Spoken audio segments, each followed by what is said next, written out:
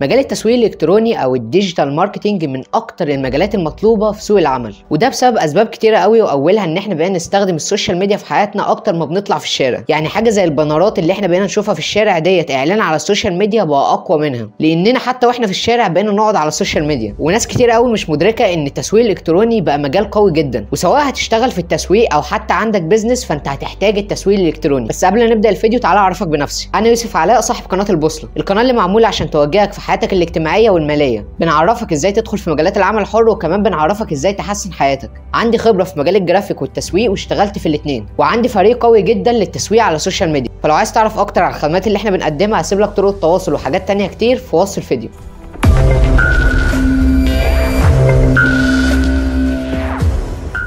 عشان تبدا في مجال الديجيتال ماركتنج، ثواني، المفهوم اللي انا قلت بيه السؤال دوت غلط جدا. مفيش حاجه اسمها مجال الديجيتال ماركتنج، المجال دوت واسع جدا والكلمه ديت عامه. مجال الديجيتال ماركتنج مليان تخصصات، فقبل ما تبدا لازم اصلا تعرف انت هتبدا في ايه. وقبل ما اقول لك ازاي تبدا تعال اقول لك على اشهر المجالات. اول حاجه الاس اي او او تحسين محركات البحث، والمجال دوت ببساطه انت بتشوف اهم الكلمات المفتاحيه اللي نستخدمها عشان البوست دوت ينتشر، سواء بتنزل بوست عادي او حتى بتنزل بوست في اعلان ممول. اساسي لازم تهتم بالاس اي او، لان دوت اللي بيحدد هل البوست هينتشر ولا لا. وكمان ممكن نستخدمه ان احنا نحسن من وجود الموقع بتاعنا على جوجل، عشان اول ما حد يبحث عن الخدمه اللي انت بتقدمها يظهر له الموقع بتاعك على طول. تاني حاجه وده من اشهر المجالات هو الميديا باير. الميديا باير هو الشخص المسؤول عن اطلاق الحملات الاعلانيه، وكمان مسؤول ان هو يديك تفصيل كامل عن اداء الاعلان بتاعك. تالت مجال الاس اي ام، واللي بيشتغل في المجال دوت بيبقى مسؤول ان هو يحسن من وجود الاعلان. يعني الميديا باير بيطلق الاعلان دوت بيحسن من وجود الاعلان دوت على السوشيال ميديا، ودوت من خلال طرق كتيره جدا. رابع مجال الاس ام ام، وده من اسمه كده هو الشخص المسؤول عن السوشيال ميديا. ببساطه جدا ده شخص بيساعدك انك تحسن من وجودك على السوشيال ميديا.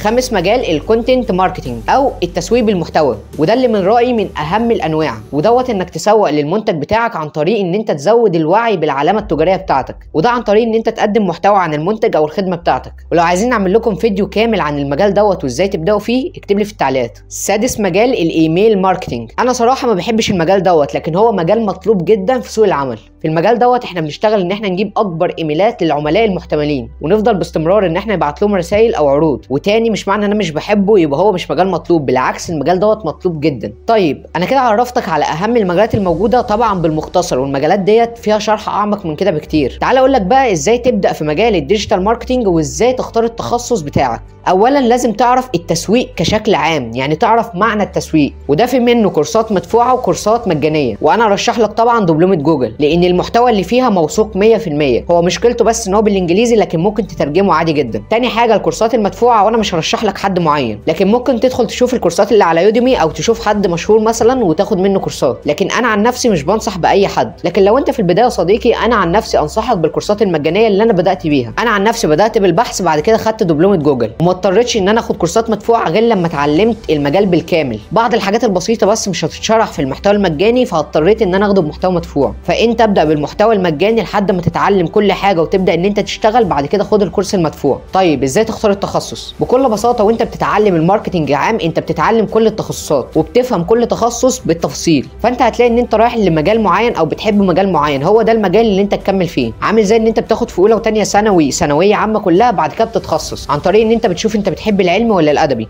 هو برضو نفس النظام. اما بقى لو حسيت ان انت استفدت من الفيديو دوت ما تنساش تشارك الفيديو دوت مع اي حد تعرفه عشان يستفاد زي ما انت استفدت. انا البوصله وجاك في طريقك، وسلام يا صديقي.